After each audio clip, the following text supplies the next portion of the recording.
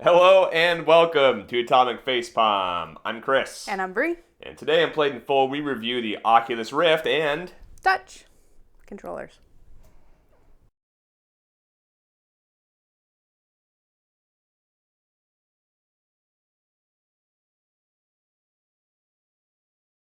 We recently got this a little while ago, and I feel like we've kind of gone through the ringer with it. So we're going to give you our general impressions and whether or not we think it's worth buying. Now, it is important to point out, you can buy this just by itself. Don't do that. That's stupid. You can. You don't have to. And then, and you could really, what you want to do is you want to buy the Oculus Touch controllers that go with it. Yeah, two of those. Yeah. So just the Rift by itself will come with one of these little kind of doodad controllers plus an Xbox One wireless controller. Which can be really fun to set up depending on the firmware. Yeah. If you buy just the Rift, it comes in a nice big box. It's very well packed. That will run you $500, roughly, depending on where you get it from. If you buy the package of the Oculus Rift Touch controllers and this, they come in two separate boxes, that will cost you $600. Now, that is a lot of money. It is a lot of money, but I think when you think about it, you could get a cell phone for that same amount of price, an iPad. It's a little bit more than a PlayStation or an Xbox One, but still. It's up there. It is up there. So here's the thing. If this was a standalone product, an all-in-one, where you bought this and you bought the controllers and then you're ready to game, great. I could say $600, no problem. Ooh, yeah, okay, good point. So the problem is, now most gamers, most PC gamers, not everyone is PC gamers, most PC gamers are probably going to have decent hardware, but a lot of us don't. I still have a GTX 980. That would have a hard time running this. I think a GTX 980 is pushing the limits of the minimum requirements. And that's saying something because... What do they have? The minimum is a 960 or 970? Yeah, 970 is the minimum. But we're talking like you're going to play a pretty crappy game doing that. When they say minimum requirements, I think they're like very casual games. Many games don't require a lot of interaction. Yeah, some of them are almost like watching a movie inside of a thing. But if you're going to do the touch controller kind of stuff, you're definitely going to want a faster rig. Yeah, and even your Core i5, which you have a 6500 or 6600K, I don't recall. Regardless, it's a decent mid-range processor that should have no trouble with any game you throw at it today. I don't care what game it is. Games are not made to tax, with the exception of like 1%. Mm-hmm. This makes a hit. This is the first thing, since I built my computer last fall, this is the first thing where it's kind of been like, oof, it hit my computer in a way, normally I just turn on everything and it's fine and I don't think about it. But this is the first time where it's like, it's taking a while to load the game. Is something wrong? And like, my computer's not awesome enough. And you have a decent computer. So it's a decent computer and recently built too. So with an SSD, I might add. People are saying that it doesn't matter much for this. That's interesting. Yeah. So I read a review about that, like your ideal VR computer, and they're like, well, you should throw an SSD in there because you should throw an SSD in any computer, but not really seeing many. Okay, fair enough. So I think that's a big caveat, really is. Now, we're going to get into why this is so awesome very soon, because it really is amazing. But really, to ask gamers to buy presumably a $2,500 PC if you want the recommended specs, which is like a GTX 980 or Radeon equivalent, and like a Core i7 processor, you name it. I say around $1,200, you're really okay. You're entry level at that point. Yeah. You can play probably most games, and it'll take a while to load. It'll take a while to load, but once you're in the game, I'm not seeing that many performance No, that's true. problems. It's really just getting into the game and getting the stuff running. I had a few games glitch out, so we talked about that one game. Actually, I don't remember the name of it. I apologize. But I couldn't get to run. Rec Room? No, it was the one with the robots. You transform and you're like in an RTS game. Oh, okay. So that one glitched out for a while, and I think it's because of the hardware. Now, all that being said, if you have a good PC and you have $600 that you can scrape up, this is a really, really fine investment, I feel like. I'd say if you're a PC gamer at all, your goal should be getting to VR right now. I think that it's such a change to everything. You're like, this is what I've been waiting my whole entire life for. This is it. Yeah. It's so for us personally, we had limited exposure to VR for a number of reasons. One, we're in Vermont. There's not a whole lot of tech demos. Nope. I still tap trees for maple syrup. And so our exposure to this was PAX and events, and you go there and I'm going to play some VR. Hey, that's an 8.5 hour line, and you have to reserve it 2 days in advance. Yeah, so Shit. we kept trying to play VR Yeah. and could not get into the. And I'm not a patient person to wait in line. No, I don't want to wait can't. a whole day to do that. So I mean, this is awesome, but I'm not going to wait a whole day. Yeah, no. So we did finally get it last time we went to Seattle PAX. And I was like, wow, this is it. This is the thing. And that was kind of a not so good game. Yeah, same here. I played just like a little turn-based Magic the Gathering-like game. Mm-hmm. But if you haven't experienced this before, I was skeptical personally. I really was. I was like, it looks all right. Because you see it on the screen, it just looks like a normal game. But you put this headset on, and once it gets running, oh my goodness, like you just don't want to take it off. No. It's so good. Now, there's a lot of work to be done on the games. This is in its infancy stages. I feel like this is the embryonic period where they're kind of feeling what the market is. They want to see what the interest is. There are a lot of just tech demos, really, as far as games go, in quotation marks. Stuff that comes with it. There's a cool intro thing where you get to kind of, it's basically eases you into it because your brain has trouble. And I think a lot of that too is teaching people how to use the touch controllers.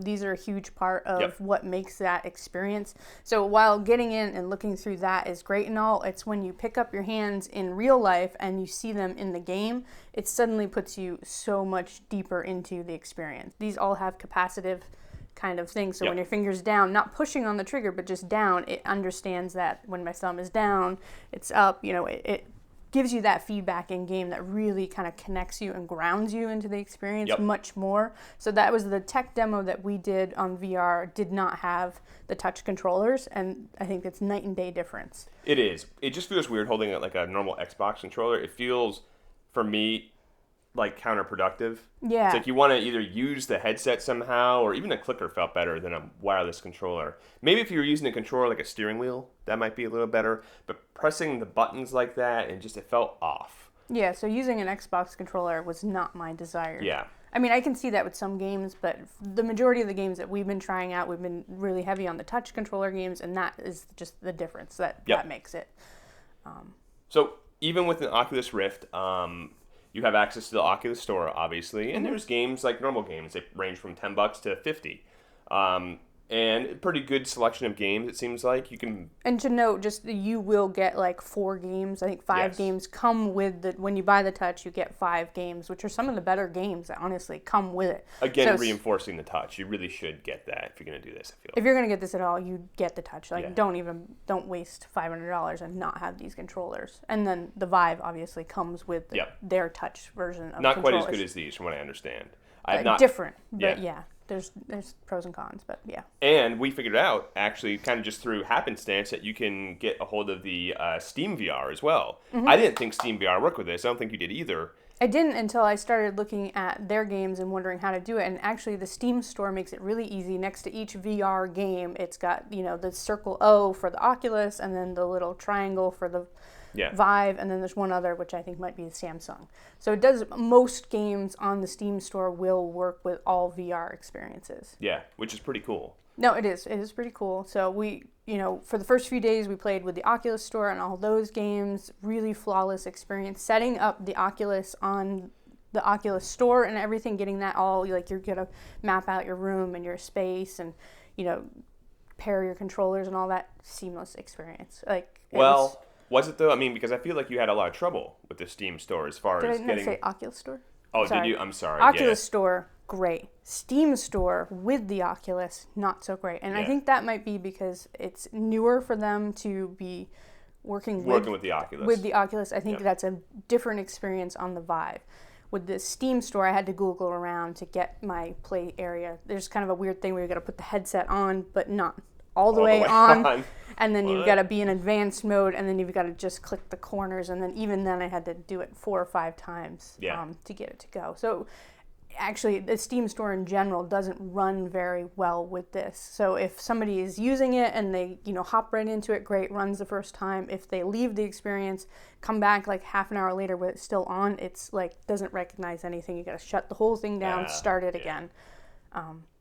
But I think that's just kind of an early stage patch issue. Yeah, like I said, we're in the formative stages. Yeah, it wasn't game breaking, but it was not the Oculus store setup for sure.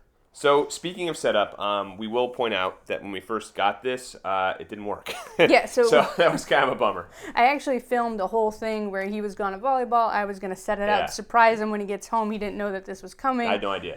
And so I filmed, and I kept trying to get it set up. We had a faulty headset to start.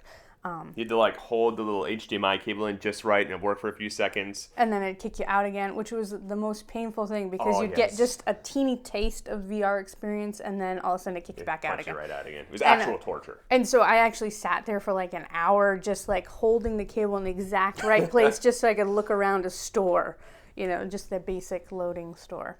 And building off that, I'd like to talk quickly about the construction. So it's very light. I thought this was going to be a lot heavier from the looks of it. It's like, this is nothing. It's, I would guess, half a pound at the most. I'm sure there's the actual specs, you can look that up. But it's very light. You don't feel it on your head. This, unlike the Vive, only has one HDMI cable. Fairly decent length, I would say 8 feet, 10 feet, something like that. And now, obviously, it's a cable, so you do have to be connected to the computer. And again, you've got to have it connected to the back of your video card, so hopefully you have enough ports free, and you probably do. The speakers are surprisingly good. You look at these, and they look just kind of like cheap, chintzy Walkman speakers. They're actually really nice. It's very loud, crisp, clear audio. I would have liked a cup, and I think you can buy an upgrade to get that. Default, all you can do is really kind of push it up and down, which is okay, but for me, I would have liked it to be a little bit more, perhaps. Movable, yeah. I think not a cup, but you can buy the kind that go in your earbud kind or something. That makes sense. And it's pretty adjustable. I think this is going to fit most people's heads. And you can adjust the sides or straps, and you can adjust the top. So, yeah, it's pretty comfortable overall. Not with glasses, though, right? No, so that's a problem for me. I'm not even wearing my glasses now, apparently. Because you had the thing on. Because I had the thing on, yes. So, for me, it's blurry. Like, because it's real enough that your eyes think you're looking in a real environment. So for me, they do have a small adjustment on the bottom where you can kind of widen the lenses or put them close together, but I really have to pull down on it hard or it's almost uncomfortable, and I just have to deal with a little bit of blurriness. So be aware if you wear glasses, it's a little bit of fine-tuning to get this to work right, and it will always be a little bit off. I'm sure if you have the right glasses, you could maybe fit the monitor here. I feel like it'd be uncomfortable.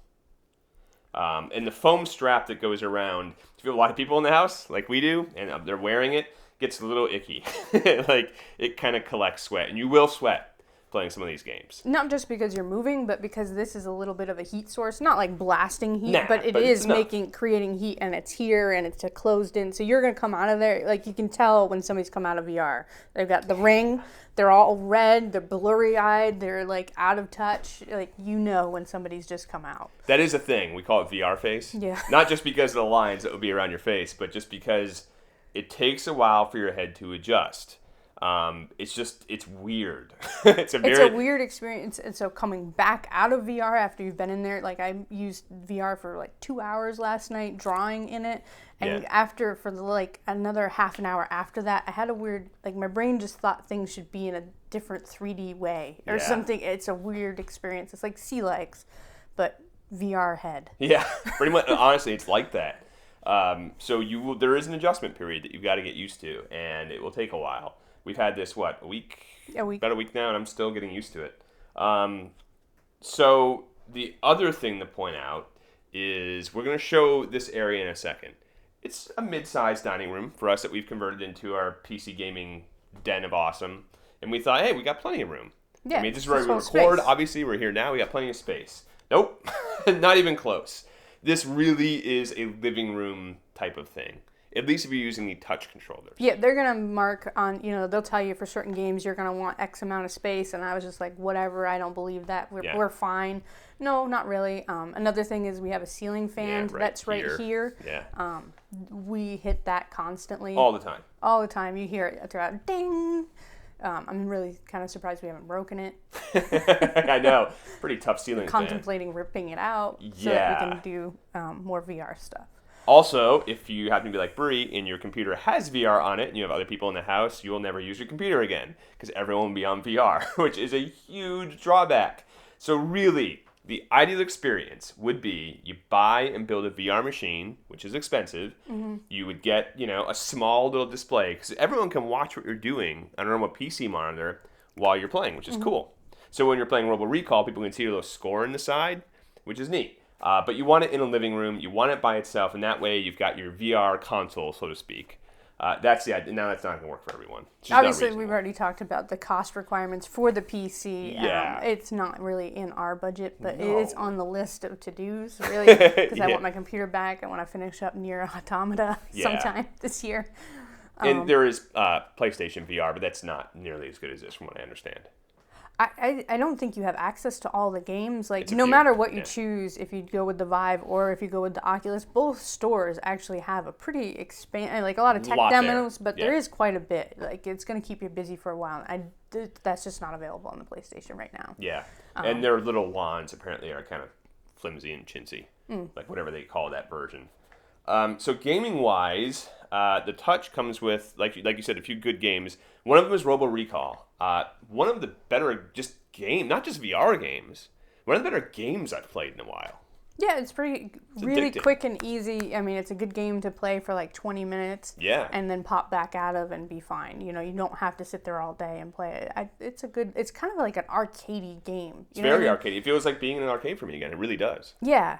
I don't know what that is about it because it isn't an arcade game. I don't know. And here's the thing about VR, which you pointed out. You can't move, like you can't hold your little analog stick and just move forward because apparently the human brain freaks out and you vomit. Like there's no way around that they've discovered now. So the solution is, like in a game like Robo Recall, you hold your little analog stick on the touch controller and it teleports you. Mm-hmm. And so you're just like hopping from place to place. It's jarring at first. You get used to it pretty quick. No, they got used to that. We had one game where you do walk with the controller or That's whatever, right. And I tried that out, Windlands. Yeah. So people gave that good reviews because you do walk, but then you also get a couple of like grappling guns so that you kind of swing from tree to tree in a slow motion. That was fine. I could deal with that, but the few minutes before you get your grappling guns you have to walk forward, and it was like, ooh, I almost fell over because your brain doesn't. It felt like walking in place helped a little bit, but they don't have it quite there yet.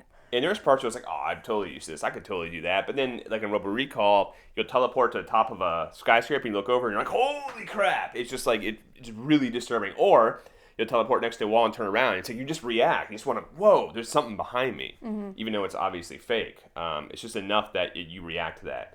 There's a game I want to try called The Climb by Crytek. The folks who made Crysis and Far Cry. It's $50, so that's a big issue right now. But apparently that is the most terrifying VR game as far as sensory input goes now. Like, just some people can't play it because it's too much. Because you're just climbing up a cliff and you fall, and it shows you falling the whole time. Ooh. So that changes things. Yeah. Also, it's $50. So a lot of the VR games are much more in that. Like $20. 20, yeah, the 20 is more of the 20-30. Yeah. Also, by the way, The Climb is a Crytek game, meaning it's like top-of-the-line graphics. And they're like, you need to have like 2 Titan X's. And it's like, okay, all right, guys. So that's clearly many issues there. Mm-hmm. So, overall hardware, pretty strong. I feel like even if you drop this, we're not going to, I feel like it could survive a couple of different... We need to Velcro this to the...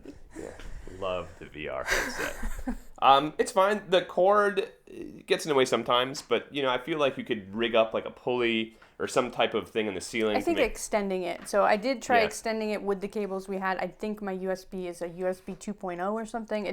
It started getting weird. The headset would blink in and out every once in a while, and so I think that was a problem with my cables. But people are extending it. So. Which is, I think, a good idea if you can manage to pull that off. Yeah. I wouldn't say it's needed right away, but within a month or two, you're probably going to want to extend it once you start getting your VR legs. And real quick, I want to say the touch controllers are pretty damn rugged. There's that little ring, and I was like, oh, maybe that's kind of flimsy. No, that's solid. Like, we punched this thing hard. We've punched there's computer monitors right here. We've punched those. There's chairs over here. We've punched those. I hammer punched a table when I was playing Robo Recall, and man, they are rock solid. Like, so that and what doesn't look like much. But in this ring is actually IR sensors, and Yeah. that's how it's keeping track of whether you're turning or not. Is your two sensors are seeing that, and the same with the front of the headset has IR sensors in it as well, so that picks up on that. And apparently adamantium on the inside because it's really strong. Yeah. Now the battery life seems amazing on these. Like, have we even charged these? No, you don't charge them. So these have one AA battery each inside of there, and we've used the Duracell that came with it and haven't changed it yet. And this has been running nonstop for a week straight. So I was actually reading a review of these by Dan Stapleton at IGN. He was like, he's never said, "Oh my God, look how cool this battery compartment is," but it's like seamless. It's magnetic. Well, so at first I was like, wait, how do I get in there? But it's just kind of, you pull down on it and then it magnets into place and pops back on. So. Very slick. Good design there. So I think out of anything the Oculus, what that has over the HTC Vive, is honestly those controllers. They're seemingly really good. Now, it's an expensive investment. It's $100 buying them, but they're good. Yeah, so the controllers come bundled with the Vive. This is you have that option, but I would not.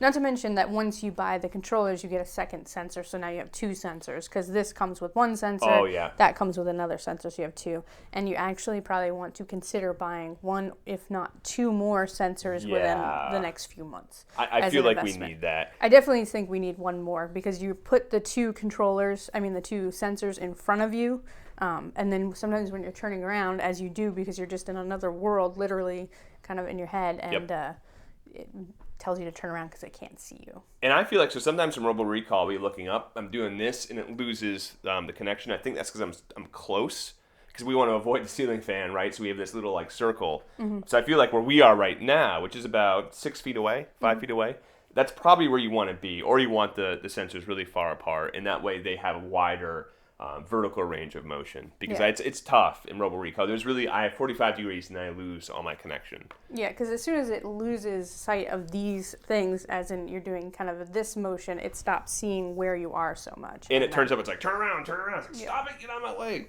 So there's a few kinks to iron out. There's a lot of hardware that goes with it. I hope you have a ton of USB ports, because I believe the way we have it set up now, three, and if I add two more sensors, it'll take two more. Which is a lot, because you think about, you probably got a keyboard, a mouse, maybe something else. And it is required USB 3.0 for these. Yeah, that's an important caveat. USB 3.0 is not ubiquitous yet. I might hit my limit with another sensor on there. I think I've already used my 3. I think you could probably use your top header maybe, but it's starting to be the end. It looks like a monstrosity. You're having cables sticking out everywhere. I mean, it's worth it. I mean, seriously, this is something, if you're a gamer, you want to have VR. I think we're there. You want to have it. Yeah. I absolutely recommend it. If you don't even, just any way to path to VR should be your goal now as a gamer. Yeah. It really should. And I'm actually surprised at how many people are not on that. Like, well, I saw something. We're pretty late at this point for PC gamers. Like, everyone else, all my friends were like, yeah, man, we've been doing it for like 2 years. Like, but it's just, there's a financial constraint. Yeah, so we're actually at the year anniversary for the Vive today, I think, is the year anniversary. And then this is just about the year anniversary of that as well. And I still see people, with all these bundles, they're like, I'm never going to get VR. And I'm like, no, you want to get VR. Yes, you should get VR. You will get it, and you will have fun. It's one of those things where you want to just invite people over and show it off. You're just like, oh my God, you want to do this? I actually want to drag my whole gaming rig into work and make them play VR to all the non-gamer guys at my I want my dad to try it. Yeah, it's like there's a whole new world out there. It's right here inside this thing. You just put this on. You never want to take it off. And we were talking about how really you want to have 4 of these too, so you have fun co-op games Star Trek Bridge Commander. Mm-hmm. You could set up your whole living room, the Enterprise. It'd be so much fun.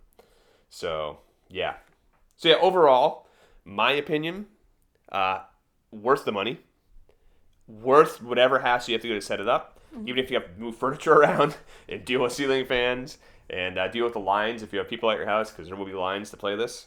Absolutely worth it. What do you think? Absolutely worth it. If you don't have VR, I think your goal should be to get VR within the next year or so. It's just, I think it's the future of where gaming's going. I don't know. It's crazy. I'm going to go out on a limb and say Robo Recall 2, one of the best technically, quote, free games to come out in forever.